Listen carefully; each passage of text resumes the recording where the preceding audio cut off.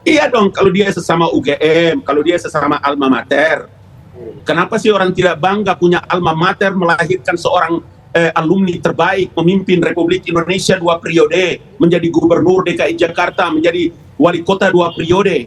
Luar biasa kan alumni UGM itu kan? Jadi apa yang kita mau bilang coba? Tanyakan semua flora dan fauna di atas bumi dan di bawah kolong langit ini. Tidak masuk akal langkah-langkah ini. Karena itulah saya bilang ini permainan panjang, ini proyek besar ini bos. Tidak mungkin tidak punya biaya, pasti menelan biaya yang sangat banyak. Siapa-siapa yang nongol di depan televisi, di layar kamera, ditulis semua itu, saya tahu, saya mengerti. Penjelasan dari UGM salah gitu. Saya sebut salah karena dia menjelaskan itu dicetak di percetakan Prima sama percetakan Sanur. Salah karena Prima itu baru ada tahun 86. Ketika itu gambar Pak Jokowi saya masukkan, saya sandingkan dengan foto Mr. X ini, jawabannya apa? Match atau tidak match. Jadi ini bukan Jokowi. Itu bukan Jokowi. 99,9%. Saya berani pastikan foto di jas itu adalah miliknya Dumantno Budi Utomo, sepupunya Jokowi. Jadi bukan Jokowi. Kalau insinyurnya adalah dari ijazah yang ternyata itu disebar oleh kader PSI tadi, dan itu sudah saya pastikan kalau itu palsu, tagar adili Jokowi.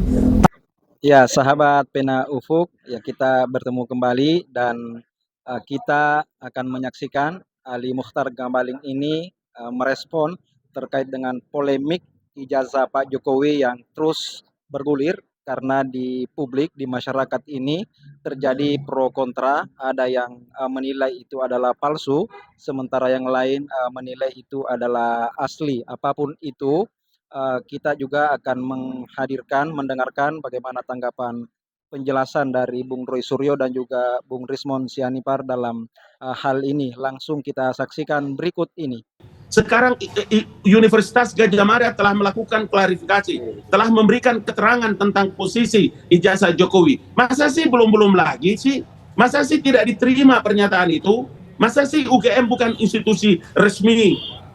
Kok kita tidak kapok-kapok, tidak bisa menyelesaikan perkara? Bangsa apa kita ini? Siapa Bang Ngabalin, kita sebentar. sebetulnya? Teks utamakan kejujuran karena kasihan deh ya alumni UGM yang lain nanti tercoreng. Kita lihatlah ini dia apa ini kan, inilah yang ditunjukkan oleh Dekan Fakultas UGM pada saat konvers, Sigit apa namanya ya, Sunarta kalau nggak salah.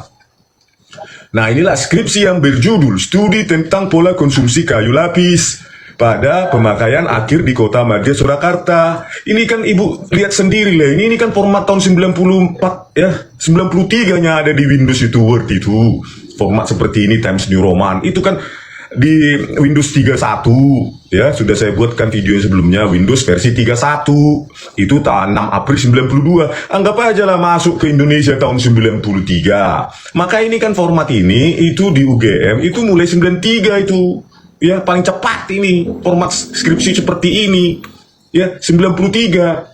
Setelah masuk ya, kalau WordStar atau Lotus nggak kayak gini Bu, ini print-printnya ini sudah pakai Word ini dengan Times New Roman, dengan punya fitur di Windows 3.1 itu, Windows Times New Roman-nya memiliki algoritma untuk scaling ya, dibesarkan, diberkecilkan, jadi ukuran font itu tidak seragam, tidak seperti pakai mesin ketik. Ya, apalagi ya elektrik IBM aja, International Business Machine itu, IBM itu belum punya kapasitas untuk memperbesar atau memperkecil ukuran ukuran font. Tapi ini kan lihatlah ini kan, ini lebih besar, ya kan? Ini lebih kecil. Terus ini udah jelas ini formatnya Times New Roman, Word. Nggak mungkin ini dari IBM ini. Apa memang benar Pak Joko Widodo dulu punya IBM elektrik itu, typewriter? Kan ibu sendiri bilang. Sedangkan ijazahnya aja tahun 1985 belum komputerisasi, masih tulisan tangan halus. Kan nggak mungkin lah ijazahnya aja tulisan tangan halus, skripsinya pakai komputer. Bagaimana ya Ibu Rektor ini? Udahlah cukup lah Bu. Kita selesaikanlah sampai di sini kan, Joko Widodo udah nggak presiden lagi, nggak ada lagi ketakutan kita ya. Ini jelas ini komputer ya, dengan apa namanya, dengan tadi itu fitur bisa memperbesar, memperkecil ya, zooming algoritma pembesaran, terus juga menggunakan kurva Bezier. Bezier itu model persamaan matematika untuk mempercantik lengkungan dari font-font itu dipakai dalam open type, koleksi open font ya, open font sama true font dari yang dikembangkan oleh Windows dan Adobe. Itu Bu. Ya, sebelumnya dia Truffaut collection-nya itu dari Macintosh, dikembangkanlah oleh Windows dan Adobe tahun 92. Windows 31 sebelumnya nggak ada ini Bu, gini secantik ini, pattern lengkungannya PO cantik begitu, gitu Bu. Aduh, ini sudah masa Joko Widodo menulis skripsi tahun 93 atau 94 ke atas, ya. Padahal dia lulusnya wisudanya tahun 1985, 5 November. Itu bagaimana ini? Ini kan sudah, aduh jujur lah kita, ini format sejak tahun 93 nih di UGM ini format Word ini. Akhirnya Obama sendiri sebelum maju menjadi presiden mendeklarasikan bahwa jangan sampai warga negara ini ribut. Dia yang meminta pihak yang berwenang untuk membuka dokumen namanya long form certificate. Di sana ada catatan besar soal daftar kelahiran. Dibongkarlah oleh petugas yang ada di Hawaii data sertifikat itu. Secara ilmiah, secara forensik selesai perdebatan bahwa dia sah menjadi presiden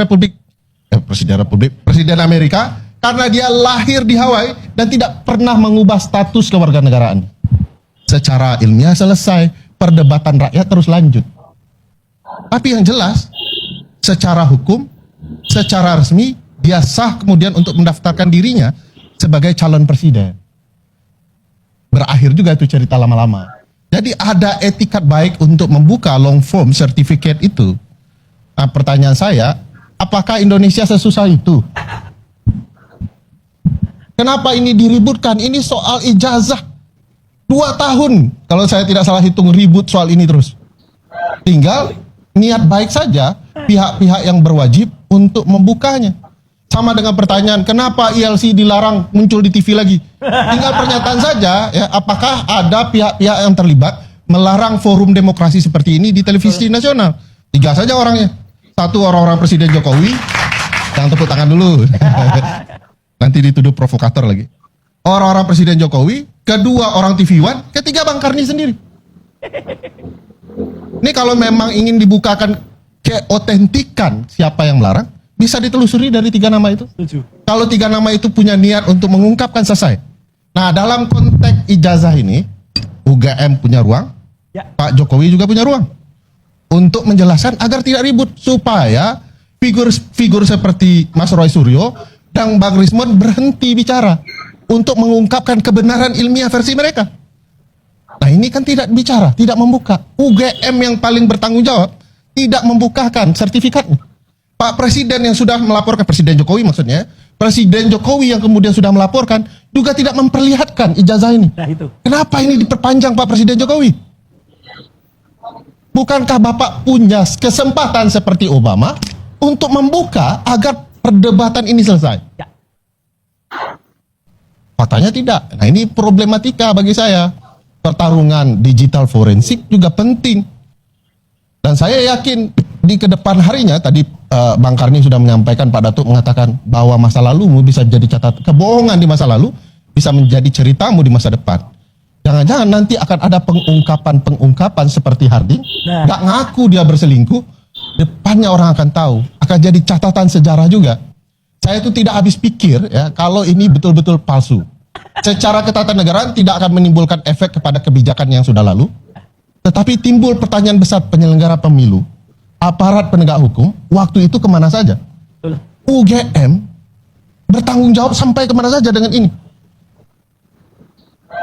Penyelenggaraan pemilu kita jebol luar biasa ya. 2 tahun di Solo, 1 tahun, 2 tahunan di Jakarta, dan 10 tahun memimpin Indonesia. Tapi tidak ada kepastian soal ini. Jadi saya tidak termasuk orang yang tidak nyaman dengan perdebatan ijazah ini. Karena menurut saya kalau pakai konteks Obama sudah selesai. Sebenarnya ini tidak boleh terjadi gitu. Kenapa saya bilang nggak boleh terjadi?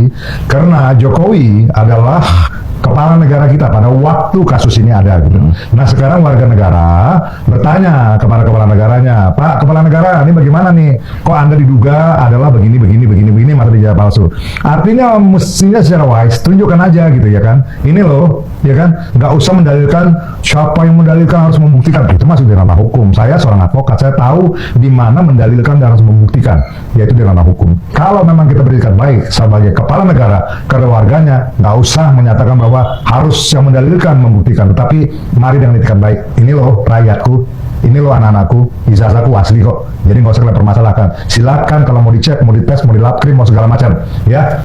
Semakin menarik kita ikuti terus perkembangan ijazah Pak Jokowi ini, meskipun ini sudah berlangsung lama ya, sudah bertahun-tahun dan sampai hari ini belum juga berakhir. Bagaimana pro kontra itu terjadi di masyarakat, khususnya bagaimana melihat dan menyaksikan penjelasan dari ahli digital forensik, Bung Rismon, Bung Roy Suryo, Dr. Tifa, yang beliau bertiga ini merupakan alumni UGM dan beliaulah yang menghasilkan dari hasil kajian ilmiah beliau dan mengatakan itu adalah palsu, dan kita juga sudah mendengarkan penjelasan dari Ali Mukhtar Ngabalin dalam hal ini, namun itu hanya seakan-akan fakta ilmiah yang dihadirkan oleh Bung Rismon, Bung Roy Suryo dan juga Dr. Tifa dilawan dengan sebuah framing.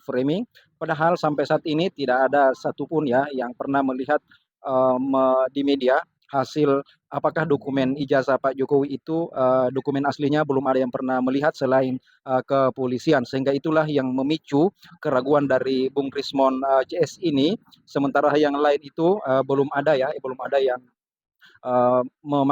memastikan dan belum berani memunculkan di publik, dan inilah yang menghadirkan berbagai tanggapan karena masyarakat bagaimanapun meminta hal itu diperlihatkan di depan media, sehingga menghentikan sejauh mana pemberitaan ini panas dan bergulir sampai saat ini. Padahal kan sesederhana itu, cukup memang diperlihatkan oleh Pak Jokowi tanpa menghadirkan perdebatan panjang.